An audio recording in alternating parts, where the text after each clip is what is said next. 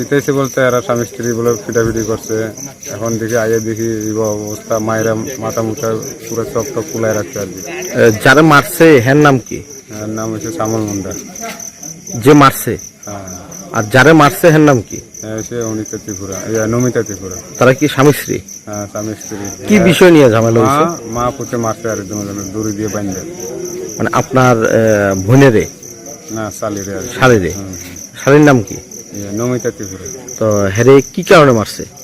কি কারণে মারতে মধ্যে কথা কাটাকাটির ভিতরে, মানে এই মহিলাটা হয়েছে রুয়া লাগাই আছে আর কি, ধান লাগাই আছে। আবার পরে বলে বাড়িতে ওই বাচ্চারা লিয়ে প্রবলেম হয়েছে অল্প আর কি।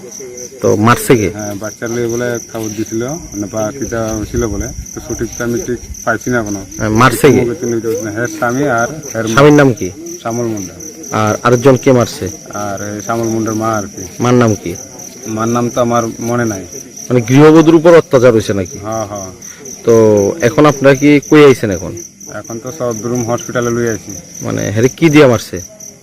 কি দিয়ে মারছে তো এখন তো কথা কইতে পারে না ঠিক। তো আপনারা দেখছি যে আইতে একটা দড়ি নিয়ে আইছেন, যে এটা দিয়ে মানে বাইন দেয়া পুরানের ভিতরে চেঁচাই দিয়েছে, মারছে আর কি।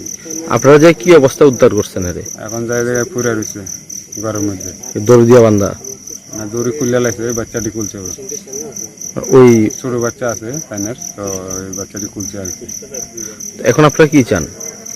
এখন তো আমরা তো এখন চাইতে আছি এখন যে এটার একটা দরকার, যে যেভাবে আঘাত দিছে আর কি।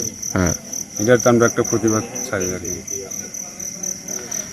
তো কেস করবেন আপনারা? হ্যাঁ, আমরা তো কেস করছি।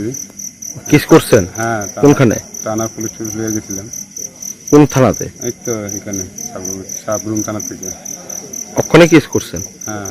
কার বিরুদ্ধে কেস করছেন? এখন ওই তো শ্যামল মুন্ডা আর হের মা। মার নাম কি? মার নাম তো আমার মনে নাই।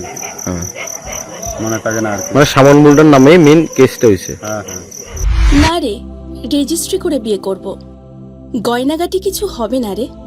দিদিকে আর কত চাপ দেব বল? দিদি আমার জন্য অনেক কিছু করেছে। আর না।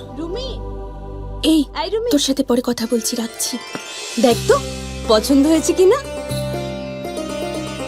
চল ড্রেসিং টেবিলে চল।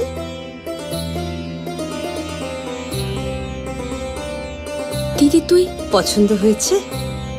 তুই নিজে বিয়ে করলি না, আমায় লেখাপড়া শেখালি, আজ বিয়ে দিচ্ছিস, মা বাবার কোনো অভাব রাখিসনি, আজ এভাবে সাজাচ্ছিস কেন?